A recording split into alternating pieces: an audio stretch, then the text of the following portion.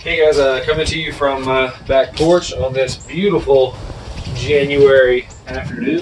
I'm going to show you one of my favorite movements for mobility in the hips. It can also help with a lot of shoulder mobility. Now you can use this particular movement for strength work as well through the hips and lateral chain of the core.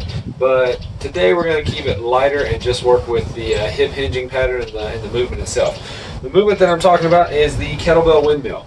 For those of you who don't know, you take a bell, and if your shoulder allows, starts off up top. Keep your eyes on that kettlebell as you push your hips back. You're trying to keep your legs pretty locked out, controlling that weight overhead. Returning to standing. You can load this pretty heavy. You can even load it with 2 kettlebells if you wanted to be looking for strength work, but we're using it today to work on mobility in the hips. Now, a lot of people that I get to work with, they can't figure out that hip hinge. They want to open at the ribs or try to stretch their spine, and that just doesn't work as well. The other issue that I see a lot of times is somebody will hyperextend that lower back. So, big thing that you can do to learn that movement at first is to start off kneeling. You don't have nearly as far to go. You're going to keep that midsection tight. You keep your eyes on your hands still, just like you have a weight in it, and then you're going to push those hips back and let your hand come to the floor. You're not going to reach for the floor. You're going to push your hips back and let your hand come to the floor, and then we'll come back up. Even in that shortened range of motion, I still feel the hamstring stretch on my forward knee. Of course, you would do it on both sides. Keep the midsection tight, bridging those hips back until you come to the floor.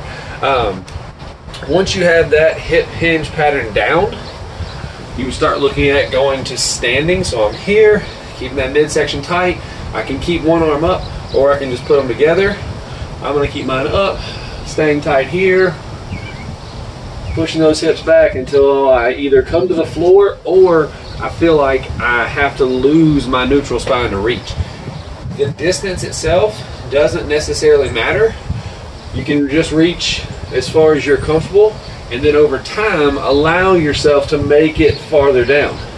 This is one that if you work with it, I would say every day, especially if tight hips, this is a good one to just wake up in the morning and do unweighted. You can really make a big difference in the mobility and health of your hips. So anyway, that's what I would recommend. If you have tight hips, try every day, get up, do a couple of sets of 5 on each side, set those feet, midsection tight, 5 windmills, just reaching as far as you can that you can reach with good form. If you have to start off kneeling, that's fine. Then over time, maybe try to add a little bit of weight to the mix, and then later we'll discuss how to use it for strength work. Guys, hope that helps. Thanks for watching.